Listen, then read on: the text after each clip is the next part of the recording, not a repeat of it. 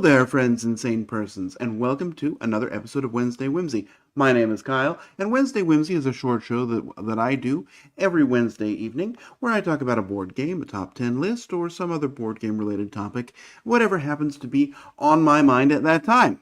So last week I talked about my top 10 table hog games, and there was a game on that list that was, down toward the bottom of the list because it was relatively new, but I've really been playing a lot of it lately, both before and after that list, and that game is called Galactic Cruise. Now, I talked about it on my 2025 cruise a recap video, and I've talked about it at other times as well, but I figured I'd talk about it here now and tell you a little bit about the game, why I think it's great. I guess spoiler, and you can see if it's something that you'd be interested in. The game is relatively new. It's just kind of starting to come to its Kickstarter backers, but it's been developed for a long time by the past 2 I community for people as well.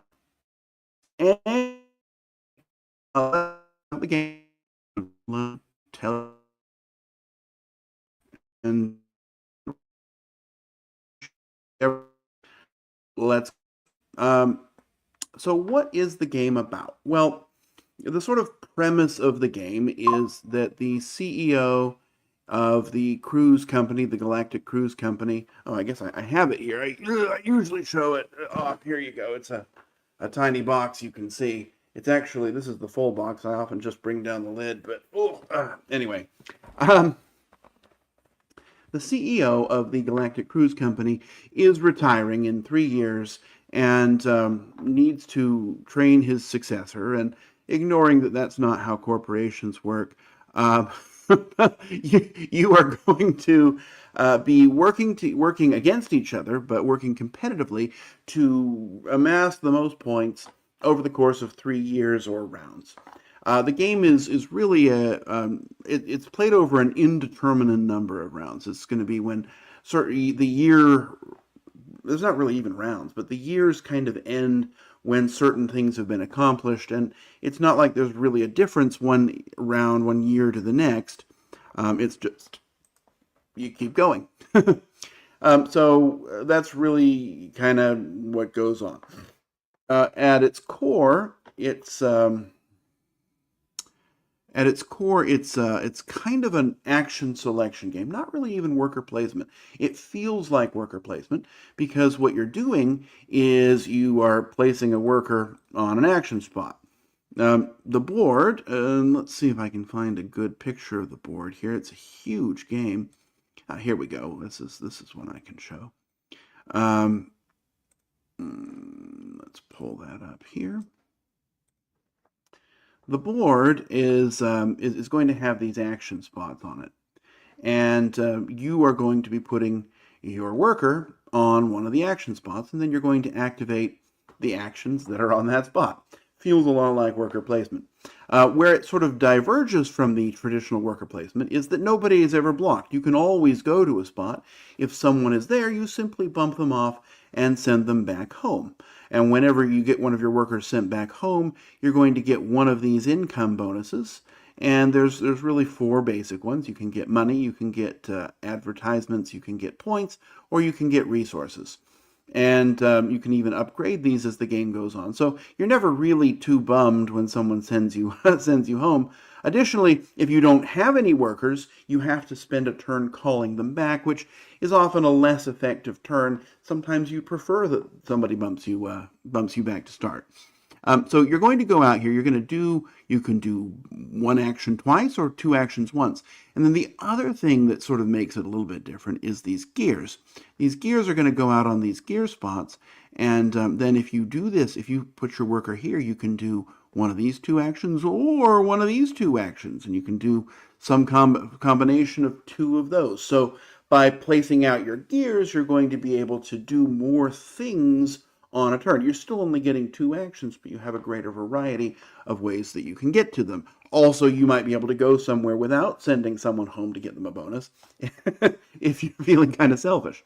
So one of your options on your turn is to place a worker out and do 2 actions, or you can call all your workers back home, in which case they come back to your break room and give you their bonus, and then you also get to perform 1 action that's next to a gear, so sort of a half turn. And your third option, and kind of the main point of the game, is going to be to launch a cruise. And the game has, this looks like it's an online module of it, but that's all right. The game has you go through this this countdown checklist to sort of make sure you don't forget anything. You're going to, in order to launch a cruise, you have to have scheduled one. There have to be passengers on it, or you have to be able to bring some on. There has to be room for all those passengers. You have to pay resources, including food, oxygen, and fuel. And then these bonuses, one of them will be flipped over. You'll clear it off your board, making it essentially better. And then at the start of every turn, and you also put one of your cubes out on this round scoring thing, and that's how the years progress.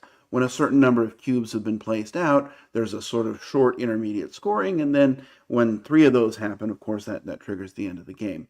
You can also get these cubes out by accomplishing company goals, and these will vary from game to game, but when you do one, if you remember, you're going to clear one of your cubes off of this thing and put it out there, and then you'll score even more points in the interim scoring. The good thing about a cruise is that it gives you usually a free action at the start of every one of your turns, because one of your workers gets tied up piloting the cruise ship, the cruise spaceship, but it's going to give you some sort of either income bonus or point bonus each round until the worker comes back. And that's based upon the cruise that you're conducting. You can see sort of, this one here, you'll go to a purple location, then you've got a day in space, in which case you'll get these bonuses, and then you've got an orange destination. And you have this little dongle that you'll be able to drop off that gives you access to a bonus that's occasionally a one-time bonus, but usually for the rest of the game bonus, and you'll also get points. So launching cruises, definitely a good thing. Anyway, that's kind of how it's going to go. You're going to do one of those 3 things every turn. Eventually, you're going to get to the end of the game. You'll score up your points, and that's kind of how it goes. The different actions you can do involve different things you have to do to get ready, mostly to launch your cruise ship, such as scheduling a cruise, advertising to passengers, building up your ship, buying a new ship, getting blueprints for your rooms, which are going to be able to enable you to build better ships, placing your gears, hiring expert workers. Every game you'll have a special ability by an expert worker, and you have 2 that you can hire. And at the start of the game, they cost $12 each, but as you clear off these tokens, this one will get cheaper, and as you place gears from your food and fuel and oxygen rows, this guy will become cheaper. And so, then you'll just have more workers, and these ones have a special ability as well. Yeah, and then there's cards that you can get that give you a variety of bonuses. There's also technologies you can develop that make things cheaper or more efficient. Lots of different good things to do in the game. But basically you're going to do that until somebody triggers the end of the game, and then you'll score all of your points. You'll get points based upon the rooms you've built. Each of your rocket ships, when you launch it, is going to score points. And at the end of the game, it's going to score again. And you can actually reuse these ships. You could build just one ship for the whole game if that's what you want, and just sort of launch it. I mean, I've not tried that. I actually might want to try that to see how it works. But if you don't ever launch a ship, it will score you a small penalty. It'll score you its bonus points, but it'll also cost you 5 points. So you want to try and launch all the ships that you build rather than just leaving them in dry dock, I guess. And that's kind of how the game works at a high level. So what makes the game special? Well, a couple of things. First of all, that action selection, sort of that bump, and it's, if you take, there's the sort of thought of a place and recall game, and this has that kind of as its core, but the sort of bumping mechanism means that you might never have to call your workers back, right? It's never you're never blocked off of doing something. Okay, you might not have enough money or enough resources to do something, in which case you'll have to do something to get those. But you can always do every action every turn, assuming you can pay for it. And that's a really interesting, it's a very freeing feature of the game. Also, it's kind of fun to like pick, okay, I want to go there because I want to do this action, and I can do it at one of these two spaces, and if I go there, I know you're going to have to bump me, and then I'll get the bonus. And then I get essentially a free, it's not a free turn, right? Because you just don't have, you can delay your calling a meeting, the recall turn, by one. And it's a very freeing, very natural feeling way to do things. You're never out of options in the game, and that's fantastic. A second thing that makes it special is, now you saw when I showed the picture there are lots of icons, lots and lots of icons and symbols in the game, but these are well-designed icons and symbols. Everything really makes a lot of sense. I've never, okay, some of the scoring objectives I've had to look up to see what they do, because sometimes those are a little bit weird, but once you even see those once, it's pretty easy to tell. But all of the icons and symbols make sense, and this is a big and, the game comes with 4, 1 per player, very nice reference guides. And these reference guides tell you all of the symbols, what they mean. They give you a great reminder of all of the actions on your turn. They tell you everything you need to do. In fact, when the game was taught to me by one of the designers on the cruise, he said that the point of this reference book is that after you've learned the game, if you step away from it for a little while and want to come back, ideally all you'll need is this short, I mean, okay, it's a 6 or 7 page reference guide, but it's really all you'll need to do to kind of get back in. And I found that to be true because, of course, I played it on the cruise in January, and then my copy showed up 2 months later, and I was really able to get in reading just that reference guide. Now, I did read through the rules just to make sure I didn't miss anything, and there's some expansion material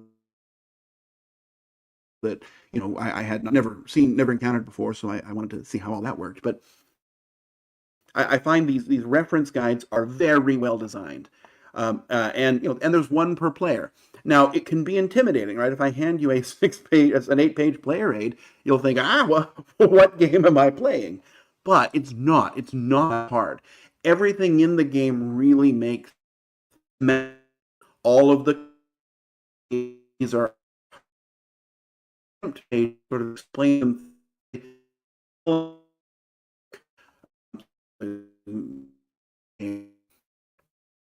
Make it really easy to remember, really easy to learn. This game looks like one of the sort of heavy Eagle Griffin games, Vital Lacerda type designs, and I think it's designed to appeal to people who like those. And as someone who likes those games, that's great. It appeals to me. But it is really designed to pull those people in, but also to be something that they can sit down with their friends who don't like those games and say, yes, yes, yes, I know it looks like one of my games, but this one's actually good and you will enjoy it, and it's very approachable. Now, it is long, I guess that's a but it never really feels, it never really drags. Okay, a player can drag things down, but turns generally are pretty snappy. You're doing 1 or 2 actions and you know what they are and you do them, and you can really plan ahead because no one can ever really block you, with the exception of the sort of cruise scheduling. That's the one area where somebody could jump in and take the one you want, but I've never even found it to be that big a deal. You can always pivot in some way.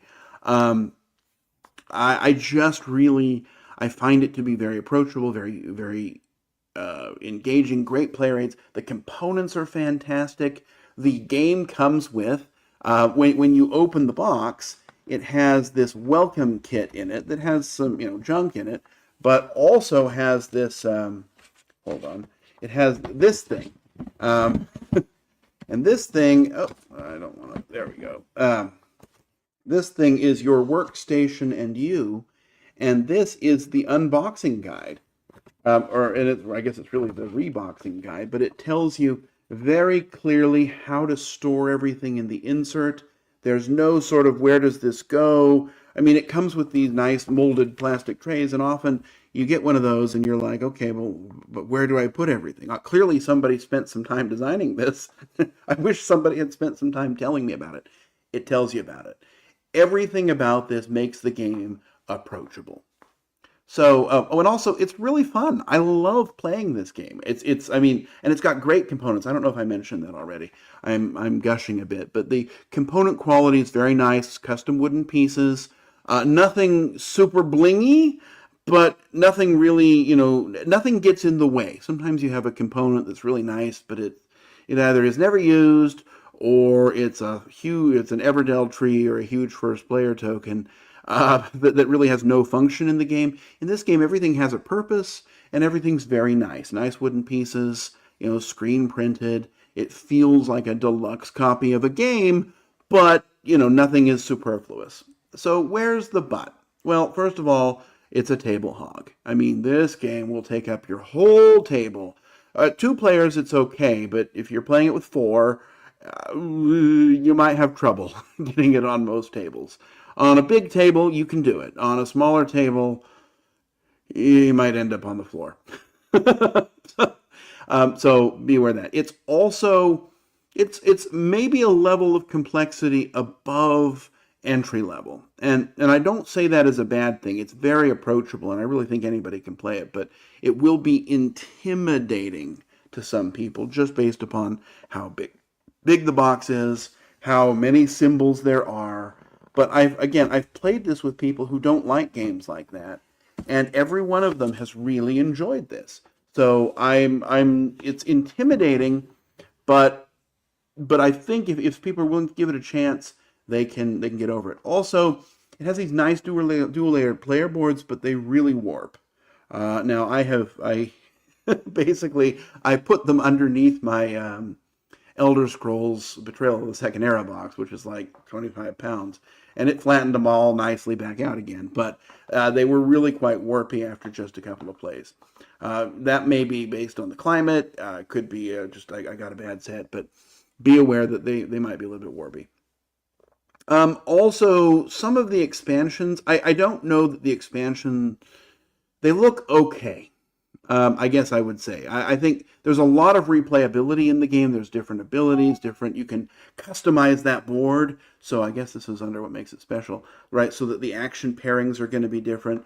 But I don't know that the expansions, they look interesting enough, but I don't know that either one is going to like blow your mind, change the game. And also, each of the expansions comes with its own box of room tiles.